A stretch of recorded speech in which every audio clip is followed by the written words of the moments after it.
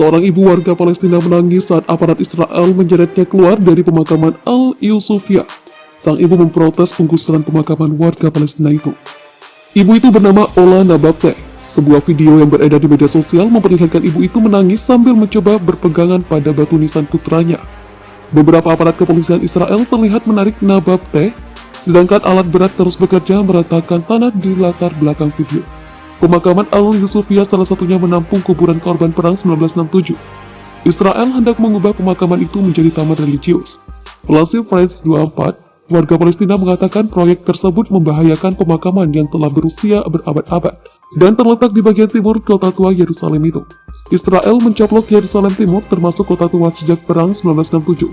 Mereka terus menguasai daerah itu meski tak mendapat pengakuan dari negara-negara dunia. Pemerintah kota Israel mengklaim pemakaman itu tidak akan dirusak. Akan tetapi pembangunan taman itu melibatkan penggalian tulang manusia di awal Oktober ini. Tindakan itu pun menimbulkan kepanikan di antara warga Palestina, seperti Nababteh yang keluarganya dikuburkan di pemakaman Al-Yusufiyah. "Langkahi dulu mayatku, anakku tidak akan dipindahkan dari sini," ujar Nababteh pada Selasa 26 Oktober 2021, dikutip dari France 24. Ari King, wakil wali kota Yerusalem, mengatakan pihaknya tidak pernah berniat memindahkan pemakaman itu.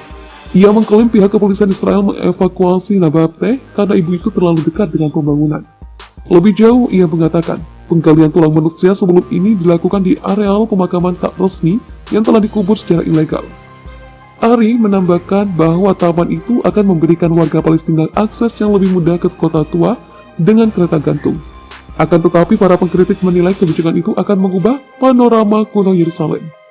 Selain itu, kemudahan akses ini disebut akan mendorong penduduk Israel makin jauh mencaplok wilayah Palestina. Di sisi lain, Mufti Agung Yerusalem, Syekh Muhammad Hussein, menilai taman itu adalah penghinaan terhadap pemakaman. Taman itu akan dibuka pada pertengahan 2022. Kuburan manusia tidak dapat dilanggar tanpa memandang jenis kelamin, kebangsaan atau agama, ujar Hussein. Yerusalem menjadi kota yang diperebutkan Palestina dan Israel. Palestina menginginkan Yerusalem Timur sebagai ibu kota negara di tepi barat yang diduduki Israel dan jalur Gaza. Sementara Israel menganggap Yerusalem sebagai ibu kota abadi yang tak terpisahkan dari negara mereka. Kritik yang jarang terjadi, Amerika Serikat menentang rencana penambahan 1.300 pemukiman Israel di tepi barat. Amerika Serikat menyuarakan kecamannya terhadap rencana perluasan pemukiman Israel di tepi barat Palestina. Sebagai bentuk kritik yang jarang terjadi, pemerintahan Joe Biden menyebut upaya tersebut merusak prospek solusi dua negara. Sebagaimana dilansir dari Al Jazeera, Rabu 27 Oktober 2021.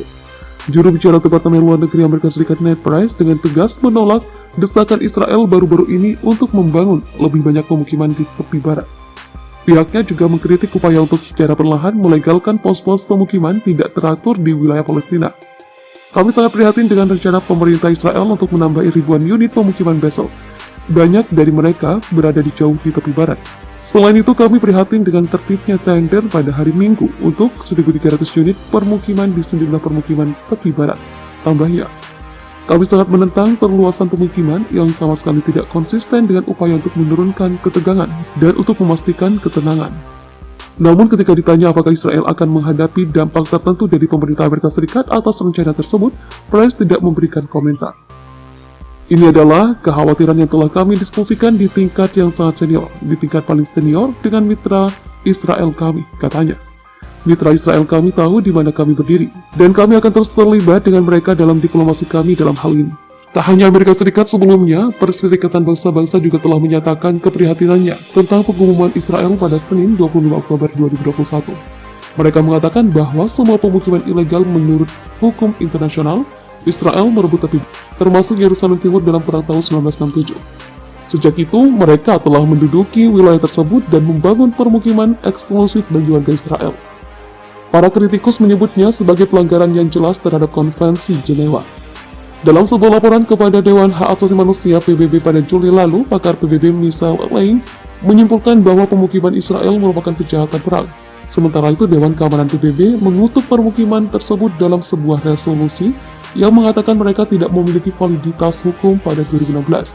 Ketegangan antara pemerintahan Biden dan pemerintah Israel tampaknya muncul sejak akhir pekan lalu setelah Israel menunjukkan 6 LSM Palestina sebagai organisasi teroris. Kami percaya penghormatan terhadap hak asasi manusia, kebebasan fundamental, dan masyarakat sipil yang kuat sangat penting untuk pemerintahan yang bertanggung jawab dan responsif. Sejak menjabat pada Januari, Presiden Joe Biden dan para pembantu utamanya enggan mengkritik Israel di depan umum.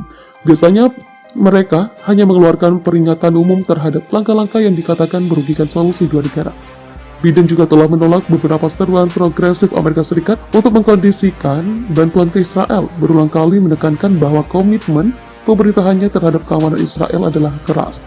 Di sisi lain, Perdana Menteri Palestina Muhammad Shtayyeh telah mendesak Washington untuk menghadapi Israel terkait pemukiman yang dia gambarkan sebagai bentuk agresi, dikutip dari AFP, Rabu 26 Oktober 2021. Sekitar 475.000 orang Yahudi Israel tinggal di permukiman di tepi barat yang dianggap ilegal menurut hukum internasional. Pemerintahan Trump sebelumnya merevisi pedoman lama Departemen Luar Negeri dan mengatakan tidak menganggap permukiman tersebut ilegal. Itu adalah perubahan tajam dari pemerintahan Demokrat Barack Obama yang menghadapi kritik terbuka dari veteran sayap kanan Perdana Menteri Israel Benjamin Netanyahu, khususnya atas diplomasi Amerika Serikat dengan Iran. Dalam salah satu tindakan terakhirnya, pemerintahan Obama menolak untuk menggunakan hak veto rutin Amerika Serikat di Dewan Keamanan PBB dan mengizinkan resolusi menentang pemukiman Israel, sementara Biden memiliki hubungan panjang dengan negara Yahudi tersebut. Banyak orang di Partai Demokratnya semakin menentang kebijakan Israel, terutama ketika masih berada di bawah pimpinan Netanyahu.